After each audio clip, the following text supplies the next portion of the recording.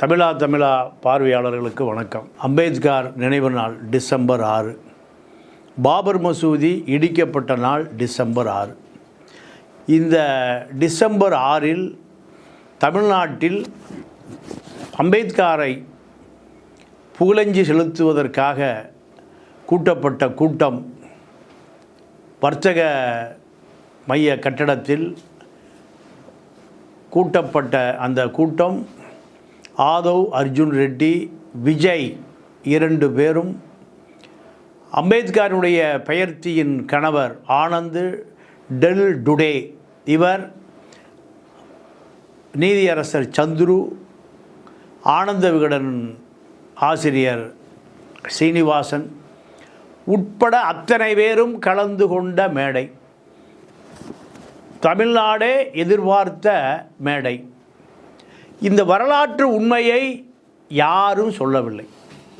இந்த அம்பேத்கர் பற்றிய புத்தகம், அம்பேத்கருடைய பெயர்த்தியின் கணவர் ஆனந்த் டெல் டுடே ஏறக்குறைய அம்பேத்கர் பிறந்த ஏப்ரல் மாதமே இந்த புத்தகம் வெளியிடப்பட்டு விட்டது. வெளியிடப்பட்ட புத்தகத்தை மீண்டும் வெளியிடுவ நிகழ்ச்சி தான் அம்பேத்கர் நினைவு நாளில். அம்பேத்கர் பிறந்த நாளில் வெளியிடப்பட்ட புத்தகம் மீண்டும் அம்பேத்கருடைய நினைவு நாளில் மீண்டும் வெளியிடப்படுகிறது. இப்படி வெளியிடப்படுவதற்கு முன்பு ஒரு பெரிய நீண்ட நெடிய வரலாறு ஒன்று ஒளிந்து கிடக்கிறது. இந்த மேடை ஏறக்குறைய 3 மாதங்களுக்கு விக்கிரவாண்டி தேர்தலுக்கு முன்பே முடிவு செய்யப்பட்ட மேடை. இந்த மேடையில் திருமாவளவன், மு.க. ஸ்டாலின், விஜய், ஆனந்த் டெல் டுடே, நீதியரசர் முன்னாள் நீதியரசர் சந்துரு, பதிப்ப ஆசிரியர் ஆனந்த விகடன் குழும தலைவர் சீனிவாசன் உட்பட அத்தனை பேரும் கலந்து கொள்வதாக முடிவு செய்யப்பட்டது. இந்த மேடையில் ஸ்டாலின், விஜய், ஆதவ் அர்ஜுன் ரெட்டி, திருமாவளவன் 4 அரசியல் பிரபலங்கள் கலந்து கொள்வதாக முடிவு செய்யப்பட்ட மேடை. இந்த மேடை லாட்ரி வியாபாரி, இந்தியா முழுக்க பல வழக்கு சிபிஐயால் நிலுவையில் இருக்கக்கூடிய மார்ட்டின் மருமக இந்த கூட்டத்தை ஏற்பாடு செய்கிறார். சாராயத்தை விட கொடுமையானது லாட்டரி.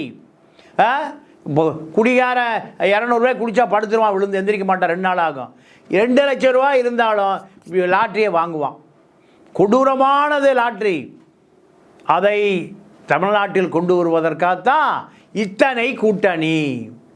மணல் மாபியா ராமச்சந்திரன், புதுக்கோட்டை ராமச்சந்திரன் வீட்டில் அனைத்து அரசியல் கட்சிகளும் அந்த மணமக்களை வாழ்த்துகிறார்கள். வாழ்த்தட்டும், மணமக்கள் 100 ஆண்டு வாழட்டும். ஆனால் ஆற்றில் மணலை 4 அடிக்காக அரசு கொடுக்குற அனுமதி 40 அடி போயிடுச்சு. களிமண் தான் தெரியுது. காவிரி வறண்ட இந்த திராவிட இயக்க கூட்டணிகள் இப்போ கள்ளலாற்றி கூட்டணியாக மாறிவிட்டது. விக்கிரவாண்டி தேர்தலில் விஜய் திமுகவை எதிர்த்ததனுடைய விளைவு முதலமைச்சர் ஸ்டாலின் கலந்து கொள்ள மறுத்துவிட்டார். மறுத்துவிட்ட பிறகு திருமாவும் விஜயும் ஆதவ் அர்ஜுன் ரெட்டியும் கலந்து கொள்வதாக முடிவு செய்யப்பட்டது. முடிவு செய்யப்பட்டு தலித்து வாக்கு வங்கியை, திருமாவளவனுடைய உள்ள அந்த 4% தலித்து வாக்கு வங்கியை முற்று முழுதாக திருமாவே சொன்னாலும் அந்த வாக்கு திமுகவுக்கு விழுகாதபடி செய்துவிட்டார் இந்த அர்ஜுன் ரெட்டி. காரணம், மன்னராட்சி என்பதை கொண்டு வந்தவரே அர்ஜுன் ரெட்டி தான். 960 கோடி ரூபாய் செலவு பண்ணியிருக்கார் இந்த அர்ஜுன் ரெட்டி. ஏன் 300 கோடி ரூபாய் பிரசாந்த் கிஷோருக்கு, 630 கோடி ரூபாய் எலக்ட்ரானிக் ஃபண்ட் திமுக தேர்தல் செலவுக்கு, 960 கோடி ரூபாய் செலவு செய்து இந்த மன்னராட்சியை கொண்டு வந்தவரே ஆதவ் அர்ஜுன் ரெட்டி தான்.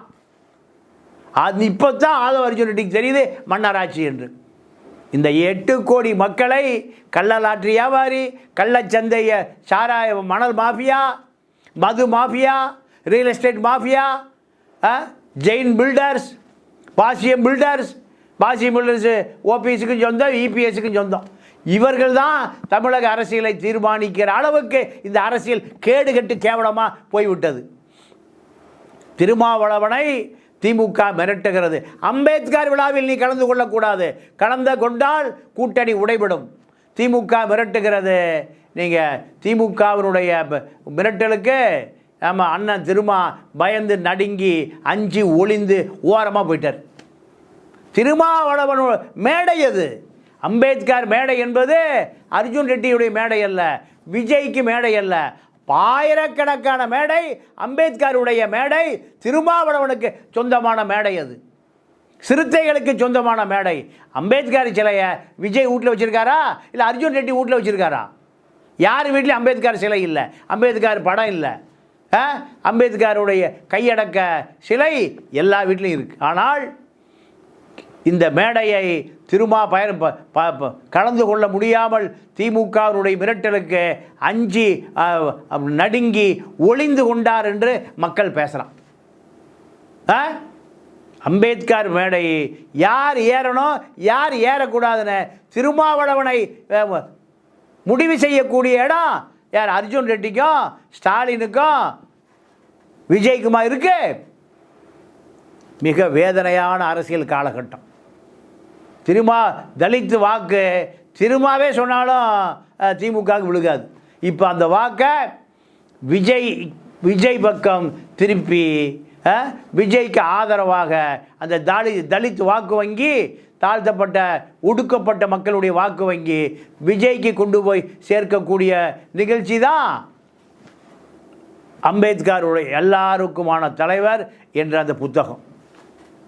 ஆனந்த் டெல் டுடே இந்த புத்தகத்தை வெளியிட்டு மீண்டும் வெளியிடுவதற்காக சென்னைக்கு வந்திருக்கார். மீண்டும் மறுபடி வெளியிட வேண்டியது இருக்குது 2 நாள் கழிச்சு.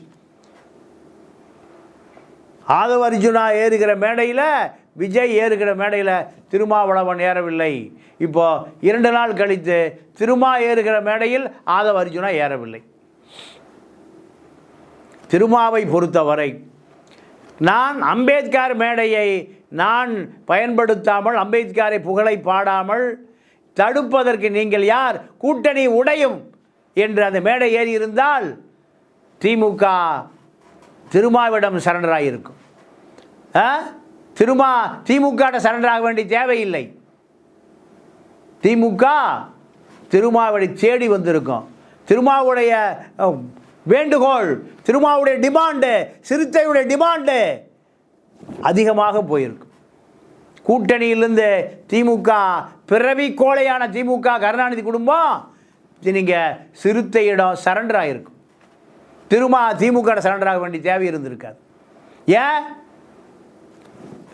ராஜ்நாத் சிங், மோடி கலைஞருடைய 100ஆண்டு விழாவில் கலந்து கொள்கிறார் என்றால் அதே சித்தாந்தம் அம்பேத்கருடைய விழாவில் திருமாவளவன் கலந்து கொள்வது பொருந்தும். மோடியை அழைக்கிறார்கள், மோடி வரல, ராஜ்நாத் சிங் வரார். ஏன்? பிஜேபி எதிரான சித்தாந்தம் தான் கம்யூனிசம், முஸ்லீம், கிறிஸ்துவர், தலித்து, திராவிட இயக்கம், பெரியார் இயக்கம். கருணாநிதியை பாராட்டுவதற்கு மோடி, ராஜ்நாத் சிங் தான் வேணுமா? அப்போ திமுகவுக்கு ஒரு நியாயம், விடுதலை சிறுத்தைக்கு ஒரு நியாயமா? இதை கேட்பதற்கு அண்ணன் திருமாட்ட சுற்றி இருக்கக்கூடிய பொண்டாட்டி காலில் விழுகிற ரவிக்குமாரும், திமுகவுடைய கோட்டாவில் வந்திருக்கிற, கனிமொழி கோட்டாவில் வந்திருக்கிற ஆளூர் ஷானவாசும் பேச மாட்டார்கள். காரணம், 2 பேருக்கும் அடையாளம் திமுக. திமுகவினுடைய அடையாளத்தில் தான் ஜெயிக்க முடியும்னு நம்புகிற 2 பிழைப்புவாதிகள். இந்த பிழைப்புவாதிகள் திமுகவை விட முந்தி இணையதளத்தில் குரல் எழுப்புகிறார்கள், கூக்குரல் இடுகிறார்கள். திமுகவினுடைய கலைஞர் 100ஆண்டு விழாவில் ராஜ்நாத் சிங் கலந்துக்கிறார்னா, அம்பேத்கருடைய விழாவில் விஜயோடு இல்லை யாரோடு இருக்கட்டும் திருமா கலந்து கொள்வதில் என்ன வந்துவிட போகுது? திருமாவை கூட்டணியிலிருந்து வெளியேறினால் காங்கிரஸ் வெளியேறும், கம்யூனிஸ்டுகள் வெளியேறும், ஆக மொத்தம் கூட்டணியே வெளியேறும். 100% திருமா எதை செய்தாலும் அந்த கூட்டணியிலிருந்து திமுக சிறுத்தையை வெளியேற்றாது. இதுதான் இயங்கியல் விதி. ஆனால் நீங்கள் ரவிக்குமார், ஆளூர் ஷானவாசம் திமுகவுக்காக வேலை செய்கிற இந்த நபர்கள் கடைசி சட்டமன்றம் 2011 பூவை மூர்த்தி கருணாநிதியிடம் புது சட்டமன்றத்தில் வணக்கம் சொல்லி விடைபெறுகிறார். ரவிக்குமார் எம்எல்ஏ நீட்டி காலில் விழுகிறார், கருணாநிதி காலில். இதுதான் அந்த காலச்சோடு பார்ப்பனர்களுடைய கைக்கூலி ரவிக்குமார். இதான் இவர் திமுகவில் இன்று வரை சிறுத்தை கொடி கட்டாத ஒரு நபர். இவருக்கு இவர் அஞ்சுகிறாரா, அவர் இவருக்கு அஞ்சுகிறாரா, 2 பேரும் திமுகவுக்கு அஞ்சுகிறார்களா என்பது பெரிய கேள்விக்குறி. இதில் சீமான் அம்பலப்பட்டு நிற்கக்கூடிய இந்த நேரத்தில் அனைத்து சக்திகளும் இப்பொழுது ஒரு மிகப்பெரிய எதிர்பார்ப்பை ஏற்படுத்தி இருந்தது. ஆனால் அந்த எதிர்பார்ப்பு திருமாவிடம் இல்லை என்கின்ற வேதனை அத்தனை உணர்வாளர்களிடம் பார்க்க முடிந்தது. தமிழில் அங்கீகார மாநாடு என்று 2009 போடக்கூடிய தெம்பும் திராணியும் இருந்த ஒரு மனிதன் பல லட்சக்கணக்கான பேர் கூடுனான். இதை செய்வதற்கு அன்னைக்கு யாருக்கும் தெம்பும் திராணியும் இல்லை. ஆக ஒரு ஒடுக்கப்பட்ட மக்களுடைய தலைவனாக அம்பேத்கர் விழாவில் கலந்து கொள்ள முடியவில்லை என்கின்ற வருத்தம் வரலாற்றில் மிகப்பெரிய பின்னடைவாக இது பார்க்கப்படுகிறது. அர்ஜுன் ரெட்டி விஜய் அரசியல் என்பது தமிழ்நாட்டில் திமுகவை ஆட்சியில் அமர்த்திய இந்த அர்ஜுன் ரெட்டி இப்போ அதிமுகவை ஆட்சியில் அமர்த்துவதற்காக ஓடோடி உழைக்கிறார். இந்த அதே பிரசாந்த் கிஷோர் அதிமுகவுக்காக வேலை செய்கிறார். அவர்களுடைய சிந்தனைப்படி யோசனைப்படி தான் தலித் அரசியலை திமுகவிலிருந்து பிரித்தெடுக்க வேண்டும் என்கின்ற அசைன்மெண்ட் கொடுக்கப்பட்டது அர்ஜுன் ரெட்டிக்கு. பிஜேபி இயக்கத்தில் தான் விஜயும் இயங்குகிறார், அர்ஜுன் ரெட்டியும் இயங்குகிறார். இந்த இயக்கம் திமுக வருகிற சட்டமன்ற தேர்தலில் தோற்கடிக்கப்பட வேண்டும், அடுத்து நாடாளுமன்ற தேர்தலில் தோற்கடிக்கப்பட வேண்டும். இதுதான் பின்னால் இருந்து இயக்குகிற அந்த மதவாத சக்திகளுக்கு இருக்கக்கூடிய திட்டம். அந்த திட்டத்தை ஒரு கார்ப்பரேட் முதலாளியான அர்ஜுன் ரெட்டி இந்த திட்டத்தை செயல்படுத்துகிறார்.